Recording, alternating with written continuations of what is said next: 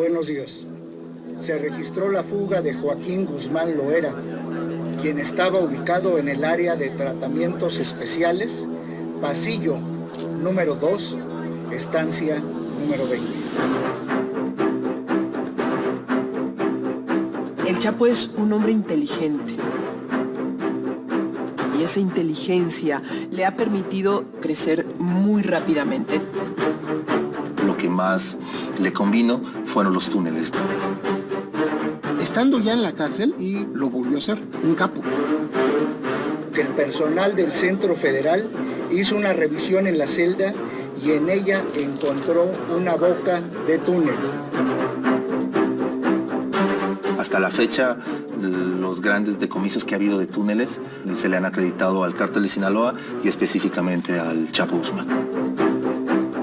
En este momento, 18 elementos de diversas áreas del penal están siendo trasladados a la Ciudad de México para ser interrogados en las instalaciones de Seido.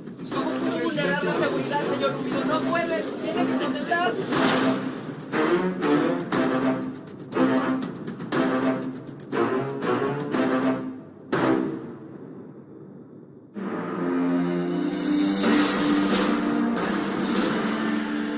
¿Quién es Joaquín Guzmán Loera, alias el Chapo? Bueno, es un hombre que nace en el ombligo del narcotráfico, ¿no? En Badiraguato, en Sinaloa. Cuando los niños nacen y abren los ojos, lo primero que ven es marihuana, o ven amapola, o ven avionetas Cessnas, o ven cuernos de chivo. En ese mundo es donde nace el Chapo Guzmán, un hombre que empieza a vender quesos, naranjas y pan, y de pronto un día, bueno, pues termina convirtiéndose en el hombre más buscado. El Chapo Guzmán no cursa ni la primaria, escribe con muchas dificultades, igualmente lee con mucha dificultad, pero siempre ha tenido, digamos, amanuenses cercanos que le escriben hasta las cartas de amor. Pero es un individuo sumamente inteligente, de una gran inteligencia natural. Y aunque no tenga preparación escolar, tiene esa penetración, esa agudeza y ese olfato para los negocios. Él se vincula y empieza a tener relación familiar, porque siempre estuvo vinculado familiarmente, con Miguel Ángel Félix Gallardo. En ese entonces ya un hombre muy importante en lo que ya se definía como cárteles de la droga en México. Miguel Ángel lo va adoptando con el paso de los años, Miguel Ángel Félix Gallardo, como el brazo derecho y operador del cártel en ese entonces de Sinaloa. Y así es como surge ese hombre que se convertiría en el más poderoso. Él se vuelve famoso por las, digamos, como las innovaciones que tiene para transportar droga, ¿no? Hace dos cosas fantásticas. Una son los túneles, ¿no? Él empieza con los túneles, ¿no? Sobre todo en toda esa parte de Sonora, ¿no? Es donde empieza a abrir los túneles.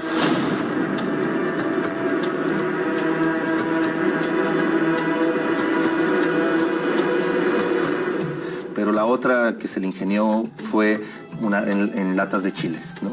En latas de chiles empieza también a transportar, digo, sobre todo la cocaína, que es lo que en ese momento da dinero, ¿no? Antes de que lo detuvieran al Chapo el año pasado, una de las casas que decomisaron había pepinos, pero eran pepinos falsos.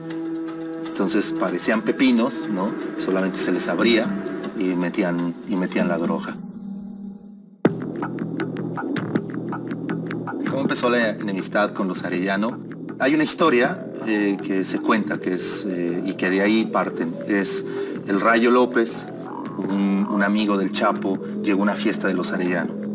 Llegó, quería entrar, no lo dejaron, se peleó afuera, salió Ramón Arellano Félix, le disparó, o sea, lo mata, y el Chapo nunca le perdonó eso a los Arellano, ¿no? Porque el Rayo era como su hermano, y es cuando empieza la guerra básicamente entre el Chapo y los Arellano.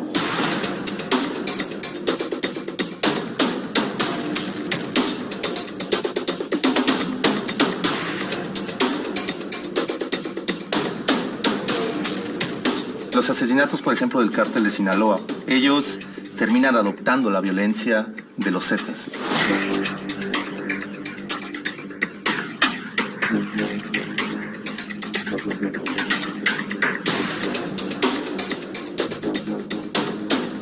Los Zetas, cuando surgen, ellos nos dicen que la violencia es infinita, ¿no? Y entonces descubren el quinto elemento, que es la violencia infinita, que la violencia puede ser lo que sea. Y entonces empezamos a conocer como mexicanos estos videos en YouTube, ¿no? Donde están cortándole la cabeza a alguien, etc. El cártel de Sinaloa no viene de esa escuela violenta, y empezó a hacerlo. Cabeza por cabeza, ojo por ojo. Y era básicamente algo para decir, nosotros también podemos ser igual de violentos. Tú dejas a un colgado en un puente, yo dejo a dos. Siempre estuvo bien armado, siempre estuvo bien protegido antes de ser detenido y después, pero es capaz de crear y construir para combatir a sus enemigos los Zetas una organización paramilitar a la misma altura y superior a los Zetas mismos para que no pudieran ser un peligro para su familia, para su grupo y para su organización.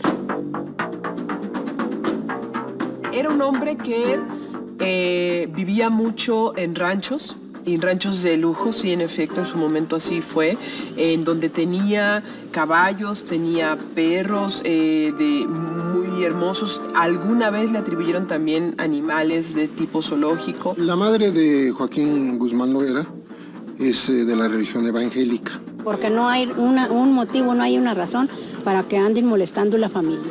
Una persona muy sencilla, pues como él era, ¿no?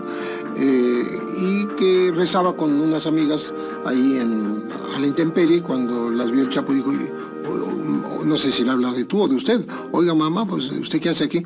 No, estamos rezando, pero no tenemos dónde. Entonces mandó a construir un templo.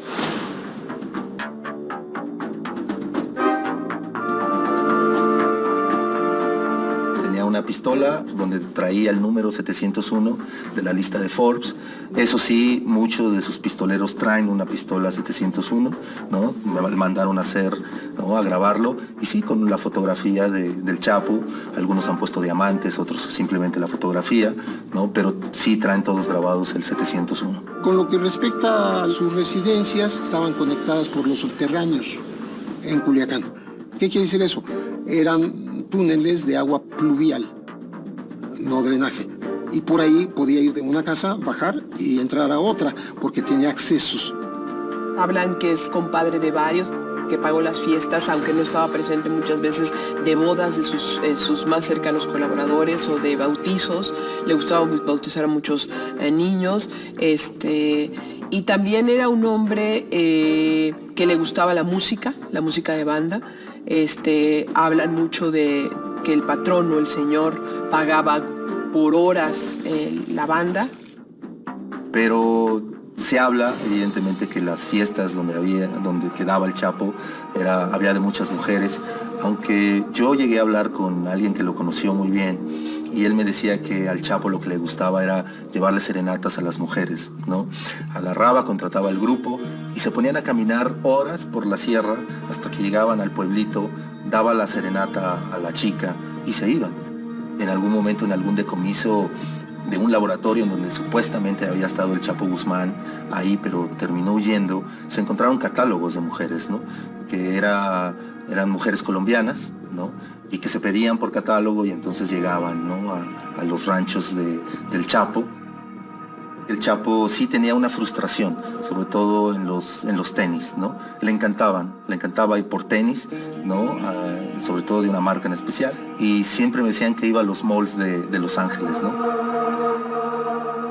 Sobre el Chapo Guzmán se han tejido muchas leyendas, ¿no? Una de ellas, por ejemplo, la más contada por muchísima gente, incluso un pariente mío jura haberlo visto, estar comiendo en un restaurante de allá de Sinaloa o del Distrito Federal o de Guadalajara, y que llegan varias camionetas, entra el Chapo, que es inconfundible, y le quitan los celulares, los móviles a todos los comensales, y les dicen que con calma no va a pasar nada, comen, incluso se da el lujo de pagar la comida de todos, y les devuelve sus celulares y chau, se van. Una parte sustancial del Chapo es que ayudaba a la gente, eso es real. Pagaba universidades, medicamentos, hospitales, daba trabajo. Lo estamos apoyando porque es muy buen señor, para nosotros muy buena persona. Él es el que ayuda al pueblo, el gobierno se debe de encargar a secuestradores, no a gente que nos ayuda. Y en este caso en particular, en Sinaloa, le agradecen iglesias, le agradecen hospitales, le agradecen calles, ¿no? Al igual que otros narcotraficantes. Entonces, por eso es el amor y por eso es la identificación con la gente, ¿no? Construyó escuelas, le prestó a gente las avionetas para que llevaran a los chicos al hospital, llegó a pavimentar algunas calles, construyó iglesias, ¿no? Llevó agua potable, en Reyes hacía fiestas. Todo eso, evidentemente, el pobre te lo va a terminar agradeciendo. Y así es como también, de alguna manera, fue tendiendo su red de protección, ¿no? Por si llegaban autoridades, que casi todas las tenía compradas, pero a la que no tenía comprada, bueno, pues la gente terminaba avisando que iba alguien y entonces el Chapo se podía movilizar, ¿no?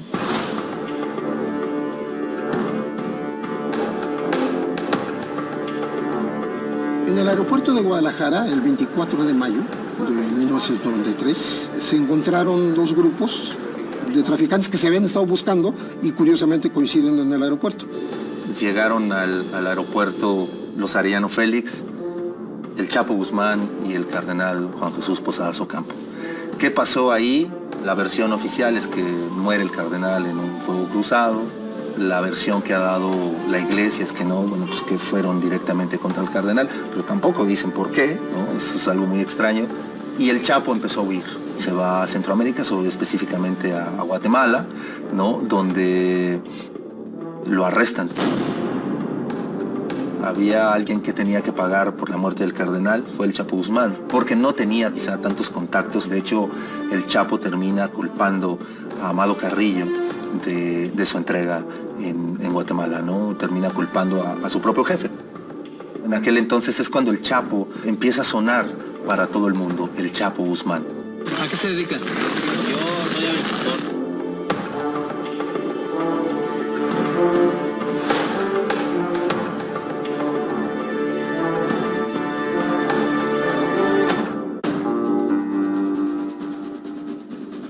Menos de 3 semanas después de la muerte del cardenal Juan Jesús Posadas Ocampo, Joaquín Guzmán Loera es atrapado en la frontera México-Guatemala.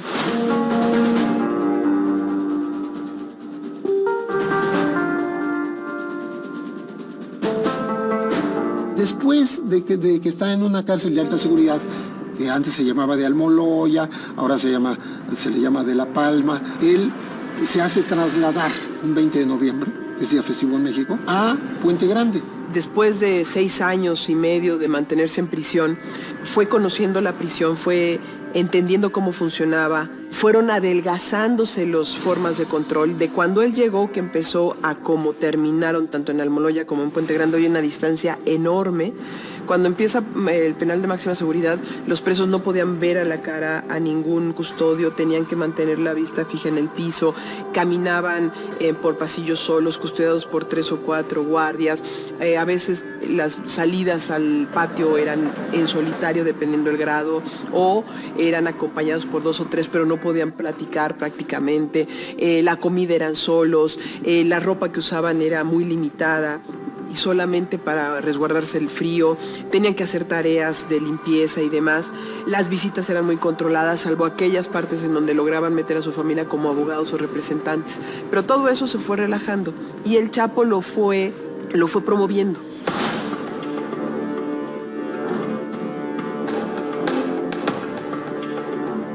Él controlaba dentro la cárcel. Él decía quién tendría que ser castigado, quién no. Y empezó a hacer fiestas, muchísimas fiestas. Llegaba gente de los prostíbulos de Guadalajara, llegaban muchas prostitutas, pedía comida también de los grandes restaurantes de Guadalajara. Desde que llega se apodera de la vigilancia, tiene un harem, porque él contrata a mujeres que le gustan, les da falsamente empleo de cocineras, trabajadoras sociales o de limpieza o enfermeras para tenerlas junto a él, ¿no? Entonces, él es dueño de la cárcel. Dentro de Puente Grande tuvo a la gran amante, ¿no? Que fue Zulema. esta chica famosa que, bueno, ella fue por una cuestión de drogas, estaba allá adentro, el Chapo le escribió cartas, ¿no? Son muy famosas esas cartas.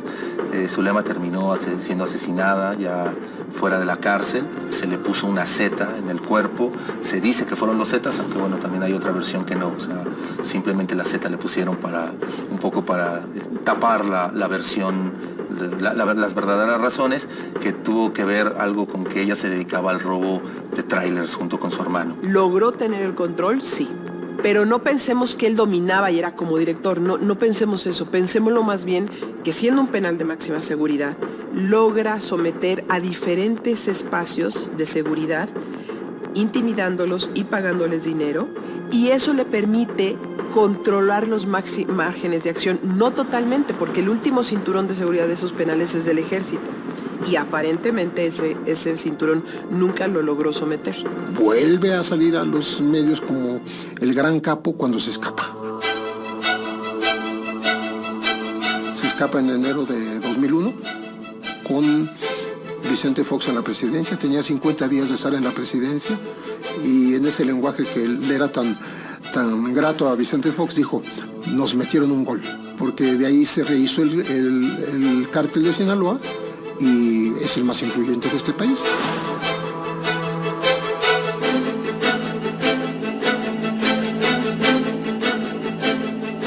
La fuga se da porque ya se venía un operativo de control del penal. Extrañamente, el general Macedo de la Concha me dijo, nos tardaron 9 horas en avisar de la fuga, lo que significó un tiempo suficiente y perfecto para no dejar ningún rastro y hacer imposible ubicar cualquier punto de manera inmediata. Hay dos versiones. La que está en actas ministeriales es que lo ayudó un milusos, le llamamos así, una persona que hace cosas de electricidad, de cañería, de tubería, de carpintería, apodado el Chito, que lo sacó en un carro de lavandería y en un auto que el Chapo le dio el dinero para que lo comprara semanas antes, ¿no? Y la otra versión que publica Anabel Hernández en su libro Los Señores del Narco es que salió disfrazado de policía, que hubo un falso operativo buscando drogas y armas, y entonces le dieron el uniforme y salió con toda la policía que había entrado. Las dos versiones pueden ser. A mí me contaron que salió por la puerta principal, ¿no? Sin necesidad, por el carrito de la ropa sucia, salió así, como cualquier otro visitante, y existe una versión más que salió vestido de mujer. Es lamentable, ¿no? Porque no hemos podido como reporteros decir realmente cómo es que salió el Chapo. Después de la fuga del Chapo, llegan las autoridades federales y se detiene casi a 70 personas. Fue la mayor detención, ¿no? Sobre todo de custodios. Damaso López es un personaje muy interesante porque él era el jefe de custodios de la cárcel de Puente Grande, porque él lo puso. Es su paisano y su amigo, su compadre, ¿no? Y él lo colocó en el puesto de jefe de vigilancia. Entonces, por eso se pudo ir tranquilamente. La fuga es emblemática, pero además trastoca todo lo que fue el fenómeno del narcotráfico en México a partir de entonces. A su fuga del penal de Puente Grande, Jalisco, quienes lo acogen y lo protegen son los hermanos Beltrán Leiva, los Carrillo Fuentes, el Mayo Zambada y Esparragosa Moreno. Como no puede operar durante por lo menos el primer año, lo mantienen en bajo perfil. Sin embargo, cuando pasa este año, hay una reunión que pocos han documentado, en donde se define qué va a pasar con el Chapo Guzmán y qué va a hacer. Ahí es donde comienza la traición. Primero a los Beltrán Leiva y después a los Carrillo Fuentes. ¿Y por qué los traiciona? Precisamente por los corredores que significaban el trasiego de droga. A los Beltrán Leiva por lo que sería la zona de Guerrero y a los Carrillo Fuentes por una de las fronteras más importantes que es Chihuahua.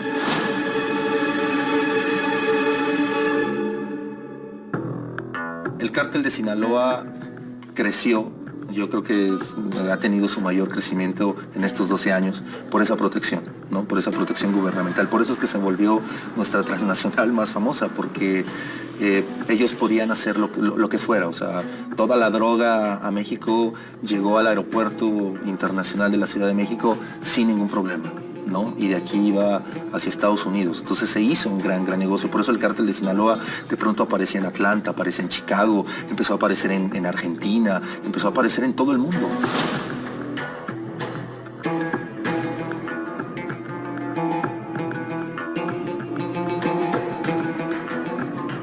El Chapo tiene una responsabilidad en las más de 40,000 muertes que se contabilizan oficialmente en el narcotráfico en México, porque el cártel de Sinaloa empezó a tener este poderío y él, como director general de la empresa, tenía que ver evidentemente con la operatividad, y la operatividad en el narco es matar.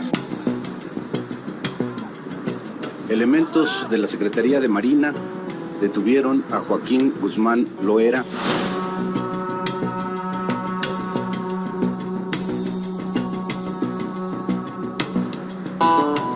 Lo capturan, según la versión oficial, en unos condominios clase medieros ahí de Mazatlán, del puerto de Mazatlán. En días previos estuvieron capturando a gente muy cercana al Chapo y cruzaron todos los teléfonos habidos y por haber. Y dieron con su teléfono, el teléfono de su esposa, parece que jugó un papel importante, de Emma, y ella estaba con él. Y sus dos gemelitas, y una nana, y una cocinera, y un solo guardaespaldas. Afirman personeros de la DEA que ellos estuvieron en esta captura. ¿Por qué se da su captura? Yo, en lo personal, a partir de hablar con diferentes personajes, fue una detección fortuita que llevó a una entrega pactada. En todas estas entregas de capos, de grandes capos, siempre hay un pacto atrás para lograr el equilibrio y lograr la tranquilidad. Y es muy probable que Guzmán Loera siguiera operando como gran jefe desde la cárcel.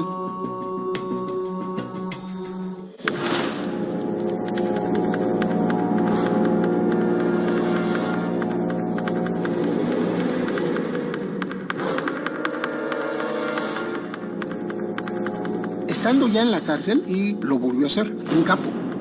Lo que más le convino fueron los túneles. El personal del Centro Federal hizo una revisión en la celda y en ella encontró una boca de túnel. Iniciaba con un hueco de forma rectangular en el área de la regadera de aproximadamente 50 por 50 centímetros y 1,5 metros de profundidad. Así, se llega hasta un túnel con dimensiones aproximadas de 1.7 metros de altura y de 70 a 80 centímetros de ancho, mismo que se extiende por una longitud de 1.500 metros. El túnel cuenta con tubería de PVC, presumiblemente para ventilación, así como con alumbrado, y una motocicleta adaptada sobre rieles como mecanismo de tracción. El pasaje desemboca en un inmueble que se encuentra en obra negra, ubicado al suroeste del Centro Federal, en la colonia Santa Juanita. Son hombres sanguinarios, capaces de todo, de cualquier cosa, pero con esa visión que les permite montar un gran negocio que desafía al Estado mismo y que definieron una época. Joaquín Guzmán adquiere una fama por sí mismo, pero quien lo eleva a categoría de mito es el propio gobierno, porque le atribuye cuanta tráfico o balacera existen. Y por supuesto, a partir de que se va de la prisión, pues se vuelve un hombre sumamente legendario.